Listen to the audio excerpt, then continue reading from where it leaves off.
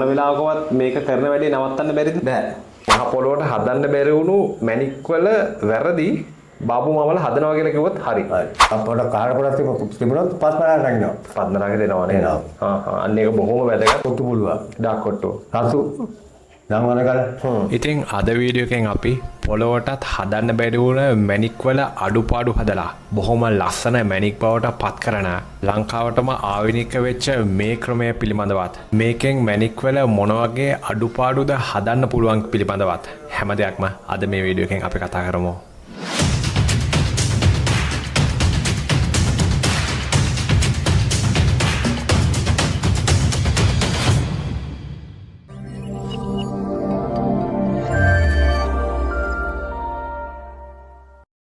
ඉතින් ආයුබෝවන් පිළිගන්නවා බාබු මාමවත් ඒ වගේම පෝර ජේම්ස් අපේ YouTube channel එක බලන ඕගොල්ලෝ හැමෝමත් අද විශේෂයෙන්ම වැදගත් වීඩියෝ එකක් කරන්න මම ආවේ. සාමාන්‍යයෙන් අපි heat treatment එක මැණික් ගැන කතා කරනකොට අමතක කරන්න බෑ. ඒ කියන්නේ heat treatment එකේ සාමාන්‍ය methods දෙකක් වගේ තියෙනවා. එකක් මේ traditional gem heating එක සහ අනික එක furnace use කරලා කරන gem heat treatment එක. ඉතින් traditional gem heat treatment එක කියනකොට රත්නපුරේ බොහොම ප්‍රසිද්ධයි සහ රත්නපුරේ ප්‍රසිද්ධම චරිතයක් තමයි බාබු මාමා කියන්නේ. ඉතින් අපි අද වැඩසටහනට ආයුබෝවන් කියලා පිළිගන්නවා. ඉතින් gem heat treatment එක මේ traditional heat treatment එක ගැන මම වීඩියෝ එකක් දෙකක් වගේ කරලා තියෙනවා. ඉතින් නමුත් අපිට මේ ගැන මේ ගැඹුරින් චුට්ටක් කතා කරන්න බැරි වුණා. මොකද බාබු මාමා කියන්නේ මේ heat treatment එකේ ඒ කියන්නේ traditional heat treatment එකේ මේ සාම්ප්‍රදායික පිලිස්සුම් කලාවේ සෑහෙන ලොකු එක්ස්පීරියන්ස් එකක් තියෙන පුද්ගලයෙක්, සෑහෙන දක්ෂ කෙනෙක්, ලොකු ඒ පිළිබඳව ඒක කලාවක් වගේ අන්නේ කලාවේ අයිතිකාරයෙක් ශ්‍රී ලංකාවට විශේෂයෙන්ම රත්නපුරේ ඉන්න හොඳ දක්ෂ මිනිසෙක් මේ gem heat treatment එක සම්බන්ධයෙන්. ඉතින් අපි අද මේ heat treatment එක සම්බන්ධයෙන් මේක කරන්නේ කොහොමද මේ හැම දෙයක්ම අපි මේ බාබු මාමත් එක්ක කතා කරමු. ඉතින් ඕගොල්ලන්ටත් පුළුවන් බාබු මාමා හම්බ වෙලා අපි මේ දැන් කතා කරනවා මොනවද මේ heat treatment එකෙන් පුච්චන්න පුළුවන් ගල් මේවා කොහොමද පුච්චන්නේ මේ හැම දෙයක්ම කතා කරනවා. ඕගොල්ලෝගේ ඒ වගේ සර්විස් එකක් ලබා ගන්න ඕන නම් බාබු මාමා හම්බ වෙන්න මම අනිවාර්යයෙන්ම නම්බර් එක description එකේ මේ වීඩියෝ එකේ පල්ලෙහෙන් display කරනවා බාබු මාමාගේ නම්බර එක. ඉතින් බාබු මාමේ අපිට චුට්ටක් කියන්න සාමාන්‍යයෙන් කොච්චර කාලයක් විතර වගේද මේ සාම්ප්‍රදායික මේ heat treatment එක කියන මේ method එක පටන් අරගෙන මාව මම දැන් අවුරුදු 15 කාලෙ මේක පුරුදුුනේ. ඒ කියන්නේ මාමට අවුරුදු 15 ඔව්. දැන් මට අවුරුදු 50ක් වෙනවා. 62ක්. තමන් මගේ අසාස තමයි කරන්නේ. ඒ කියන්නේ සාමාන්‍ය දැන් අවුරුදු 50කට කිට්ටුයි අත්දැකීම්. ඒ කියන්නේ ඔබ හිතන්නේ සාමාන්‍යයෙන් අවුරුදු 50ක අත්දැකීම් කියන්නේ සාමාන්‍ය මැණික් ගැන කතා කරනකොට අපි විශේෂයෙන්ම මගේ අයිඩියා එකට අනුව අපි බේසික් කෝස් කරාට සාමාන්‍යයෙන් මැණික් කියන්නේ මම අනිවාර්යයෙන්ම අත්දැකීම්ම තමයි නේද? අත්දැකීම. ඔව්. ඒ කියන්නේ සාමාන්‍ය අවුරුදු 50ක අත්දැකීමක් කියන්නේ ඒක මාර ප්‍රයෝජනවත්. ඒ වගේම මම හිතන්නේ මේ මැණික් ශාස්ත්‍රයේ සම්බන්ධ වෙලා ඉන්න ඕගොල්ලන්ටත් අද වැඩසටහන සෑහෙන්න ප්‍රයෝජනවත් වෙයි, විශේෂයෙන්ම මේ heat treatment එක ගැන කතා කරද්දී. එතකොට මාමේ දැන් අපි ගත්තොත් එහෙම දැන් අර මම කලින් මේ පටන් ගන්න කලින් කිව්වා වගේම දැන් ඔය furnace පාවිච්චි කරලා කරන heat treatment එකක් තියෙනවා. මේක කරන heat treatment එකක් තියෙනවා. මේ දෙකේ මොකක්ද තියෙන වෙනස? මේක තමයි පරම මෙයාක පරම ක්‍රමේ මේක. දැන් මේක පස්සේ නැති නේ ආවේ. ඔව්. දැන් අපේ ගෑනට මේකට ගාන ක්‍රමයක් නැහැ. ඔව්. මේක දැන් නියම කතාව කරන්නේ. මේක තමයි අර natural වෙන්නේ. ඔව්. මැෂින් එක බාගෙට රන් වෙනවා කියලා ගල්. අපි එහෙම අපේ කොච්චර මේක පිඹලේ කටින්නේ මේක කරන්නේ. ඔව්. කල බදාම තියලා හුණු තියලා ගල මැදේ තියලා උසලා මේ ආයිනතර වේලලා ඊට පස්සේ මේක තියෙන අපේ හදයක් කම්බෙන්නේ. ඊපස්සේ බිමින්නේ. ඔව් ඒක මේ බාබු මාමා කියන ටික මම දැන් තව ටිකකින් ඕගොල්ලෝ වීඩියෝ එකක් අරගෙන පෙන්නනවා. මෙතන තියෙනවා ඒක මේ heat treatment එක කරන්නේ මෙතන. මොකද ගින්දරත් එක කරන සෙල්ලමක්. ඒකින්ද සාමාන්‍යයෙන් ටිකක් මේ වගේ තැනක් තමයි සුදුසු. මොකද හැමතිස්සෙම උඩට දුම යනවා සහ අපවිත්‍ර වෙන්න බලනවා වැඩි. ඒකින්ද මේ වගේ තැනක තමයි බාබු මාමා මේක කරගෙන යන්නේ. ඉතින් මම ඕගොල්ලන්ට මේ වීඩියෝ එක අතරතුරදී පෙන්නන්නම් මේක කොහොමද කරන්න කියලා.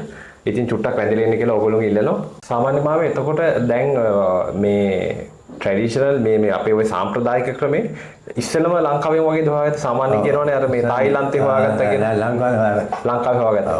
සාමාන්‍ය මාමට මම පුරුදුනේ මගේ පුරියා ගුරුනාන්සේ. එයා නරුණා.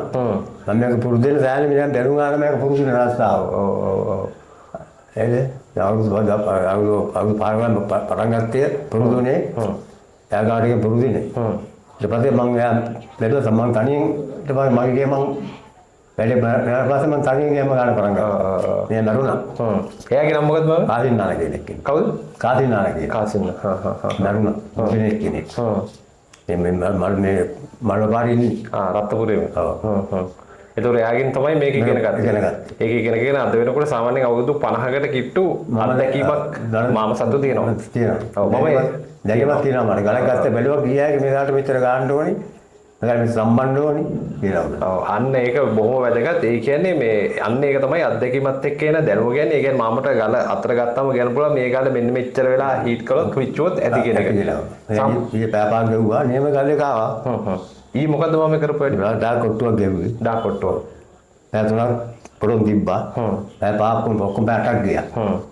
අද පහමාරේ පහගෙන තමයි ඉරුණේ. ඔව් වැඩි. ඒ කීයද පටන් ගත්තේ? පටන් ගත්තා එකට. කලින් තම්බුණා ගල. පරොක්කේ වැඩි ආවේ. එකට පටන් ගත්ත පහටි වලකට. ඇත්තටම අපි ඔයගොල්ලන්ට ඊගා වීඩියෝ සීරීස් එකේදී මම මේ බාබු මාමා අල්ලලා බාබුමත් එක්ක වෙනම වීඩියෝ සීරීස් එකක් ප්ලේලිස්ට් එකක කැටගරයිස් කරලා කරනවා. විශේෂයෙන්ම අද මේ වීඩියෝ එකෙන් අපි අර කලාට අර ෆර්නස් එක මේ විදිහට ට්‍රැඩිෂනල් හීට් ට්‍රීට්මන්ට් එක පෙන්නලා ලොකු ඔයගොල්ලන්ට අවශ්‍ය වෙන දැනගන්නත් අවශ්‍ය වෙන කාරණා ටිකක් මගහැරුණා කියලා මට හිතුණා. ඒකයි විශේෂයෙන්ම බාබු මාමා හම්බෙලා අද මේක කතා බහක් විදිහටම යොදාගත්තේ.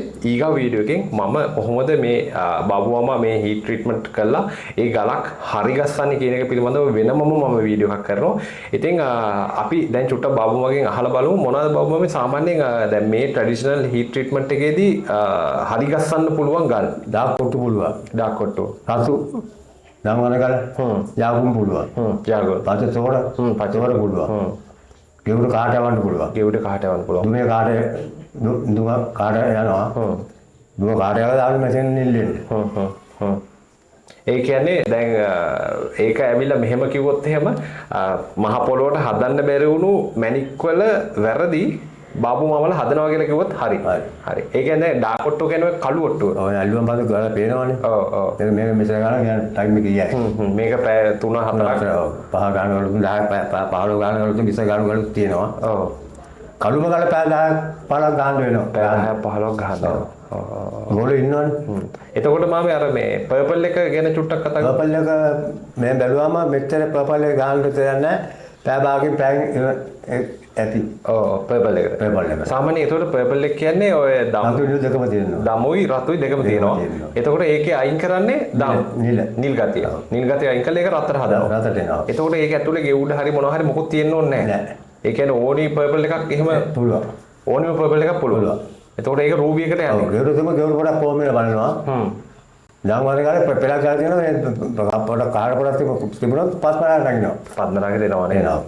අන්න ඒක බොහොම වැදගත්. ඒ කියන්නේ පර්පල් එකේ චුට්ටක් සමහර ගා අපට තිබුණේ කාගතිය. තිබුණොත් පස් පරක් නගිනවා. එතකොට අර කහ ගතිය ෆෝම් වෙනවා. එතකොට කහයි අර පාට ඔරෙන්ජ් පාටයි කියන්නේ එතකොට කෙලිම පද්දනාගේ. අන්න ඒක තමයි මේ මැණික් වල තියෙන විශේෂත්වය සහ ඒක තමයි අර අපි හිතපො නැති වෙලාවට වදින්න පුළුවන් chance නේද? ඔව්. දැන් මගේ මම ගල් පිට පෑ දෙකක් ගහුවා.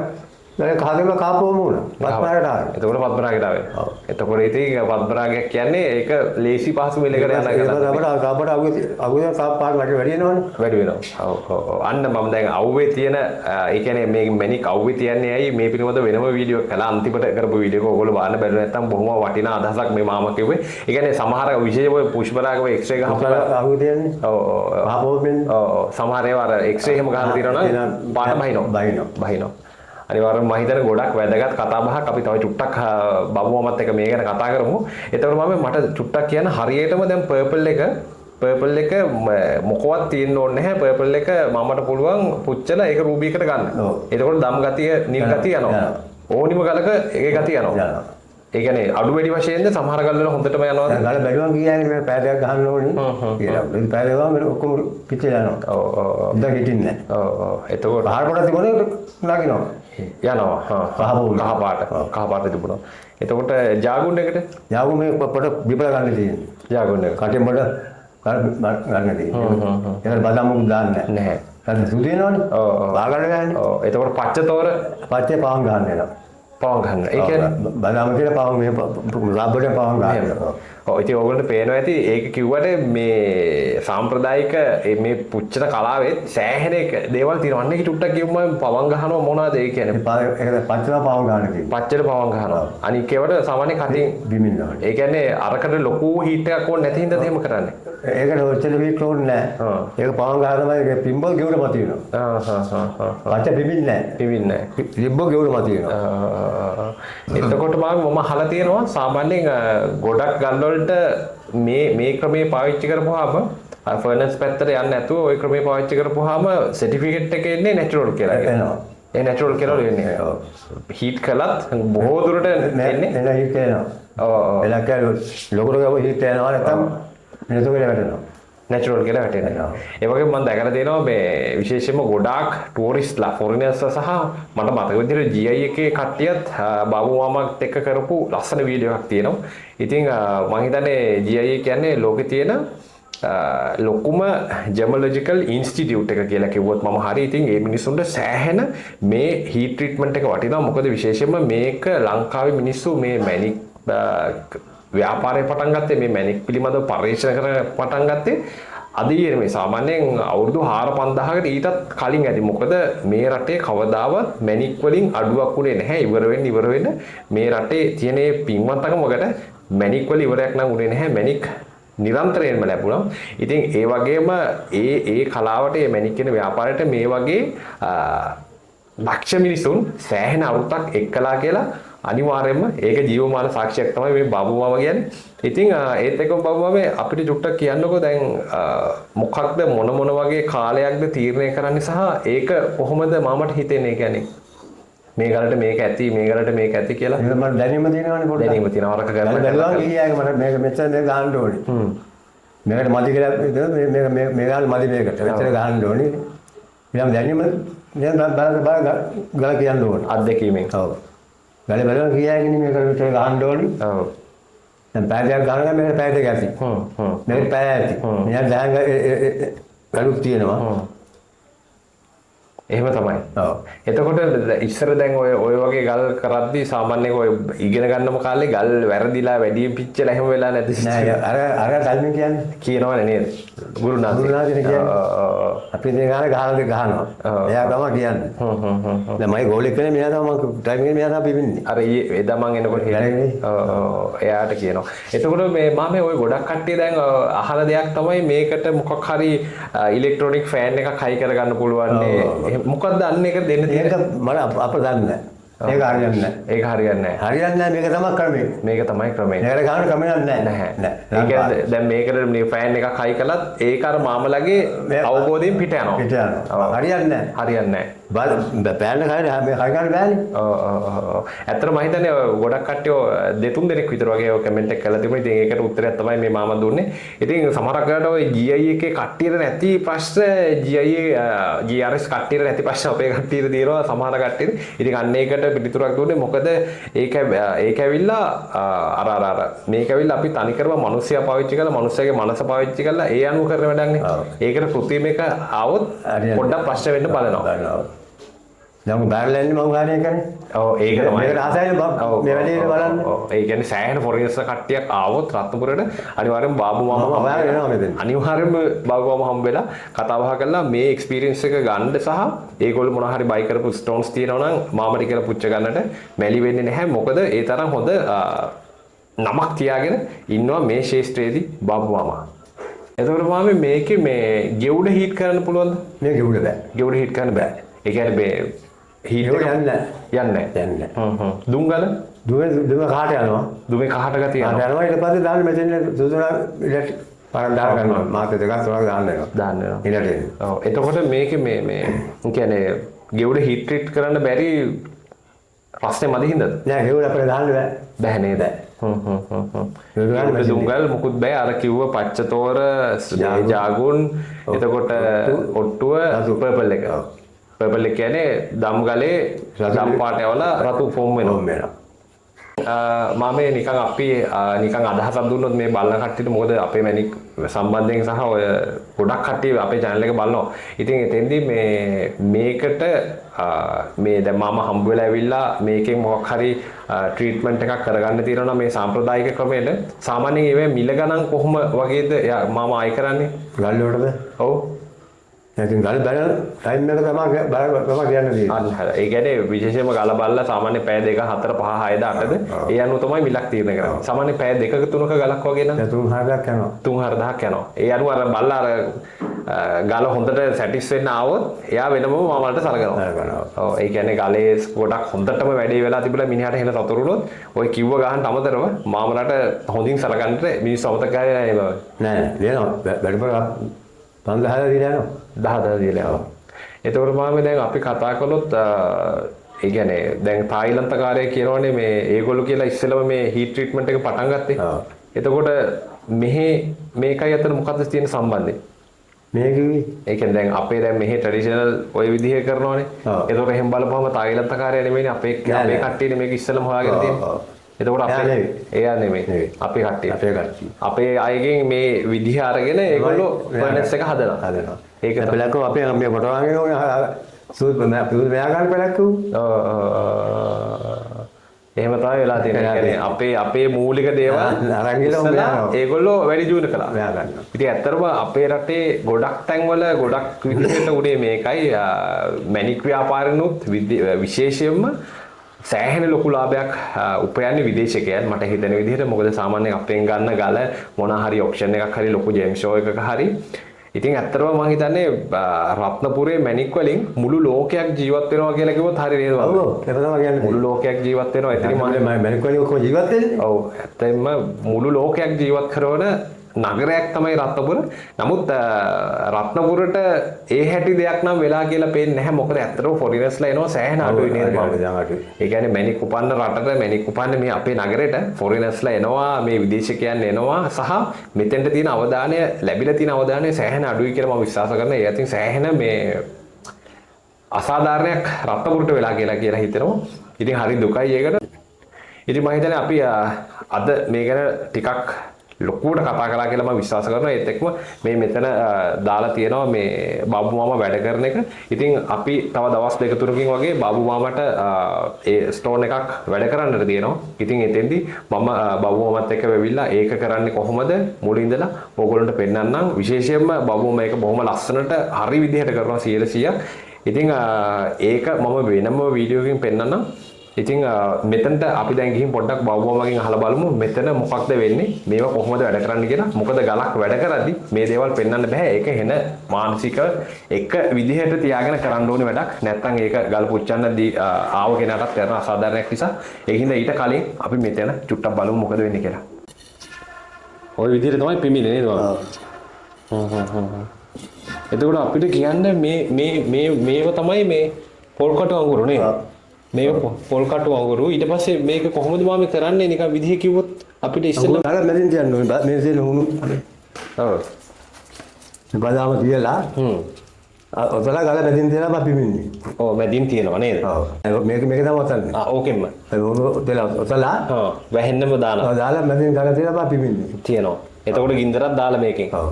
දාලා මේකෙන් පිමිනවා. එතකොට සාමාන්‍යයෙන් ඔය පැය 8ක් 10ක් විතර වගේ කරනකොට 3-4 දෙනෙක් ඕනි. ඔව් දෙන්නෙක් ඕනි. දෙන්නෙක් ඕන. ඒ කියන්නේ ඉස්සරහ එක්කලා පිටිපස්සේ එක්කලා. දෙපැත්තෙන් වරින්න ඕනේ. ඒ කියන්නේ මේ මොන වෙලාවකවත් මේක කරන වැඩේ නවත්තන්න බැරිද? බෑ. එක්කෙනෙක් නොනවත්වාම එක්කන පේන්ටබල් යන විහාරේ අර පිමිනා එතකොට. නවත්තන්න බෑ. නවත්තන්න බෑ. නැවතුවොත් ගල සවුත් වෙනවා. නෙමෙනවා. ඉතින් ඕගොල්ලන්ට තේරෙනවා ඇති මොනතරම් ලේසි නැහැ කාර්යයක්. මොකද ලක්ෂ ගණන් සමහර කරලා කෝටි ගණන් වෙනස් වෙන්න පුළුවන් මේ ට්‍රීට්මන්ට් එක. අපි වග කියන්නට ඕනේ. ඒක ලේසි නැහැ. එතකොට මාමේ මේ බටෙන් තමයි පිමින්නේ නේ. ඔව්. තඹනේ. මේ නෑ කොළඹෙන් වෙන්නේ. මේක තඹ බටයක්. යකඩ නම් වෙනවත් එක නේද? ඔව් මේක මේ ගින්දරට ලං කරගෙන ඉන්නේ නේද? ඔව්. ඒ මොකද ඒකෙන්ද ගල අල්ලන්නේ? අල්ලන්නේ ඔව්. ඕකෙන් තමයි ගල අල්ලන්නේ. උදාන්නේ. අඟුරු දාන්නේ. ඊට පස්සේ මේකේ මේ කොහොමද මාමේ දැන් ඔහොම පිඹිනවා නේ? ඔව්. ඔය විදිහට පිඹිනවා. ඒකෙත් ඔය පිඹිරි විදිහට ඔය ගස්සලා වගේ කරන්නේ ඒ විදිහක්ද?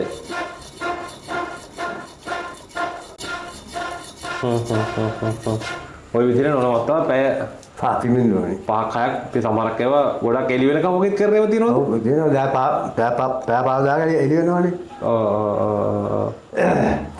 එතකොට මේ ඊට පස්සේ දැන් අරගෙන ගල මොකද කරන්නේ? ගල බාල මේකට බාල නෙමෙන්න. මේකට බානවා. මේ මොනවාද? අලුහුණු. අලුහුණු නේ. ඔව්. මේකට බානවා. බාල සාමාන්‍ය කොච්චර විතර වගේ තියෙනවද? පෑ භාගයක් පෑ කරන් දෙන්න වෙනවා. පැයක් තියෙනවා. ඊට පස්සේ වැඩේ ඉවරයි. ඔව්. ඒ විදිහට තමයි වැඩේ වෙන්නේ නේද? ඔව්.